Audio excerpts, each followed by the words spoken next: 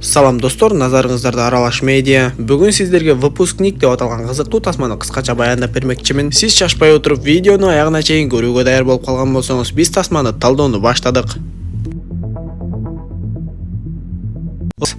Тасма Түндүк Кореянын чалгынчысы Йон Хо. Түштүк Кореянын борбору Сеулда чалгындоо иштерин жүргүзүп жүргөн учурдан башталат. Ал Чонсуктун ашканасына келип, ошол жерден тамактанып, экөө сүйлөшүп жатканын көрөбүз. Көрсө Чонсуктагы Сеулда ашкана иштеткени менен өз мекенине, тагыраак айтканда Түндүк Корея бийлигине маалымат берип иштейт экен. Ошентип Йон Хо мамлекети тапшырган акыркы тапшырманы аткарып бүтүп, эми мекениме кайтам деп турган кезде эле ага арт тарабынан келип кол сала башташып, көп өтпөй полициялардын баардыгы курчап калышат да багынып берүүсүн талап кылып, сени өз бийлигиң сатып кетти деп айтышат. Анда Йон Хо төш чөнтөгүнөн балдарынын сүрөтүн алып чыгып келе жаткан кезде снайперлер аны дароо атып өлтүрүп салышты. Бийликтегилер кылгылыкты өздөрү кылып алышып, бирок кайтып келбеген чалгынчыны чыккынчы деп аташып, Йон Хонун баласы менен кызына чейин асылышып, аларды түрмөгө каматып салышат. Көп өтпөй эле полковник ошол Йон Хонун баласы Дехого: "Сен карындашыңды алып бул жерден чыгып кеткенге мүмкүнчүлүк бар. Бул үчүн сен чалгынчы болуп Түштүк Кореяга барып, биз айткан тапшырмаларды аткарып келишиң керек. Ошондо гана сен өзүңдү жана карындашыңды бул жактан чыгарып кетесиң" десе, Дехо дароо макул болуп даярдык көрө баштайт. Арадан убакыт өтүп, ошол Түндүк Кореянын Чоң Аю деген каймана аты менен белгилүү болгон дагы бир чалгынчысы Түштүк Корея бийлигине сатылып кетет да, эми өз мекенине каршы иштей баштап, Түндүк Кореянын тыңчыларынын баардыгын чекеден эле кыра баштады. Бул кезде баягы сүйлөшүүдөн кийин 2 жыл убакыт өтүп, Дехо дагы чалгынчылык иши үчүн өтө катуу даярдык көрүп, Сеулга келип калат. Ал бул жака ата-энеси жок томолой жетим бала катары келип, бөлүштүрүү борбору аны бир бай үй бүлөгө, бакма бала катары жайгаштырышып, Дехонун жашы жетелек болгондуктан ал мектепке да барууга туура келди. Кыскасы баардыгы Түндүк Корея бийлиги болжогондой болуп, Дехо эч кимге эч нерсе билдирбей мектепке да бара баштайт. Ал класска кирип өзүн тааныштырып, Хейин деген кыздын жанына отуруп калат. Албетте тыныгуу учурунда башка балдар ага келишип, Дехонун жинине тийип эле сыртка алып чыгышып, аны ур токмокко да алып жиберишет.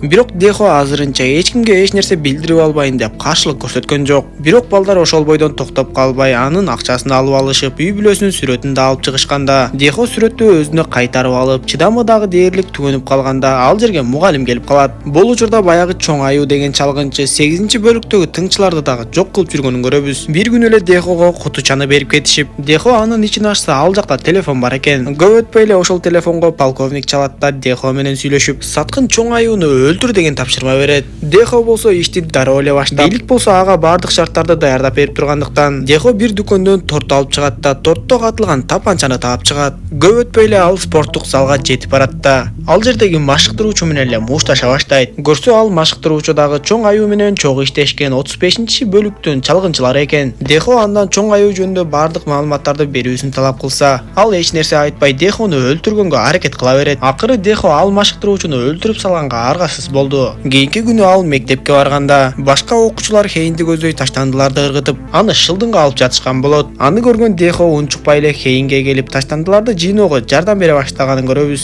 Көрсө класстагы балдар кыздардын баардыгы Хейинди негедир басмырлап шылдыңдай беришет экен. Эми Дехого 35-бөлүктөгү дагы бир чалгынчынын дарегин жөнөтүшүп, Дехо ал дарекке барып, касапчы болуп иштеп жүргөн чалгынчы менен мушташа баштады. Дехо аны дагы өлтүрүп, Чоң Аю жөнүндө билгенге да мүмкүн болуп, бат эле ошол Чоң Аюунун унаасынын аркасынан түштү. Чоң Аюунун унаасы жол чыракка токтогондо, Дехо аны атып үлгүрбөй калат да, артынан кубалашып жүрүп отуруп, бир кезде Чоң Аюунун унаасынын дөңгөлөгүнө атып жарып салат. Натыйжасында анын унаасы башкаруусун жоготуп, жол кырсыгына учурап, Дехо аны өлтүрүү үчүн жанына чейин барып, бирок ал жерде элдер өтө эле көбөйүп кеткендиктен, кайра артка кайтып кеткенге аргасыз болду. Кийинки күнү мектептеги балдар Хейинди кайра эле шылдыңга алып, аны лабораторияга алып барышат да, көптөн бери иштеп чогулткан акчасын тартып алышат. Дал ушул учурда Дехо чыдай албай ал жака кирип келип, жанагы өзүнүн классташ балдарын оюнчуктай эле эки жака чачып салып, ыйлап жаткан Хейиндин акчасын кайтарып берип, үстүнө костюмун жаап коет. Эртеси күндөн баштап эле Хейин негедир мектепке келбей калды. Бул жолу Дехо жинине тийген мугалимди да ыңгайсыз абалда калтырды.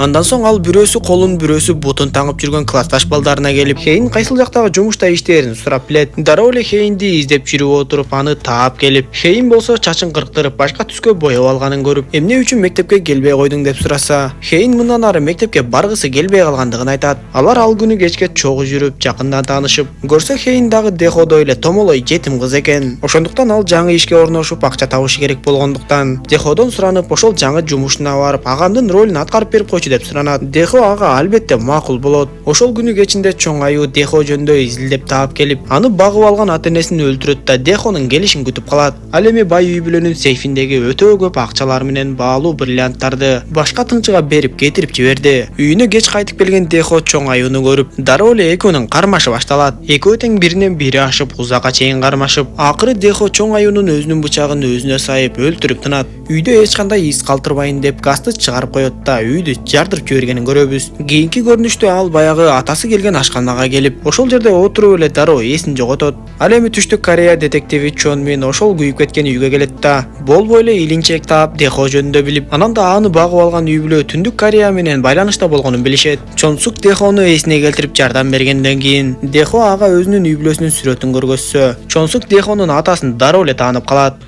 Көп өтпөй эле Дехого дагы бир кутучаны таштап кетишип, Дехо ал жактан кайра эле телефонду таап полковник менен сүйлөшөт. Полковник ага, сени багып алган үй бүлөдө бизге жөнөтүлө турчу көп суммадагы акча жана баалуу бриллианттар бар болчу. Аны чоң аюунун тыңчылары алып кетип сатканы жатышыптыр. Мен сага даректи жөнөтөм. Сен ошол дарекке барып бриллианттарды кайтарып алсаң, кызматыңды өтөгөн болуп кайрадан мекениңе кайтасың деп айтат. Тыңчылар бриллианттарды сатмакчы болуп жатканда Дехо алардын үстүнөн чыгып, аларды чекеден эле өлтүрүп, бомбаны да жардырып жиберип, аягында бриллианттарды алып кайтып кетет. Андан соң ал Чон Сукка ыраазычылыгын билдирүү үчүн ага кийим сатып алат да белек кылып берет. Андан кийин Хейн менен акыркы жолу көрүшүүгө барып, бирок албетте Хейн Дехонун Түндүк Кореяга кайтып жатканын билген жок. План боюнча аны бир адам Түндүк Кореяга кеме аркылуу салып жибермек. Бирок күтүлбөгөн жерден эле ал адам Дехого бычак сайып, бир дагы чалгынчы Түндүк Кореяга тирүү кайтып барган эмес деп айтат. Дехо болсо жарадар болгонуна карабай ал адамдын өзүн өлтүрүп сууга чөктүрүп жиберди. Ушул учурда Түштүк Корея полициялары Түндүк Кореянын 8-бөлүгүнүн чалгынчыларын аныктап чыгышып, аларды чекеден кармап баш ийбегендерин өлтүрүп жатышты. Дехо Чон Сукка кайтып келген кезде, Чон Сук дагы 8-бөлүктүн тыңчысы болгондуктан аны дагы кармап алышыптыр. Бирок күтүлбөгөн жерден Чон Сукка ок тийип, ошол жерден көз жумат. Ал эми бир топ кант жоготкон Дехо болсо айласыздан Хейндин үйүнө барат. Хейн болсо аны үйүнө киргизип жаратын даарылаганга аракет кылып, анан да сыналгы көрүп жатып, Дехо Түндүк Кореянын чалгынчысы экендиги жөнүндө маалыматты угуп калат. Көп өтпөй Дехо Хейнди коркунучка салбайын деп ал жактан кетмекчи болуп, бирок Хейн аны такыр эле кетирбей койду. Ал азык-түлүк алуу үчүн дүкөнгө барган кезде детектив Чон Мин аны тосуп алат да, Дехо жөнүндө сурап, сен анын досу экенсиң деп айтса, Хейн аны жакшы деле билбээрин айтат. Анда Чон Мин, эгер бир кабарын билип калсаң, сөзсүз бизге чалып кабарла деп айтып жөнөп кетти. Дехонун өлбөй калганын билген полковник Мун андан бриллианттарды алуу үчүн Дехонун карындашын алып алып Сеулга келет. Көп өтпөй ал Дехого чалып, мен сага карындашыңды алып келдим, сен болсоң мага бриллианттарды алып келип бер деп айтат. Мындай көрүнүштөн кийин Дехо Хейнге кат калтырып, эгер мен өлүп калсам, карындашымды карап кой деп маалыматты жазып кетиптир.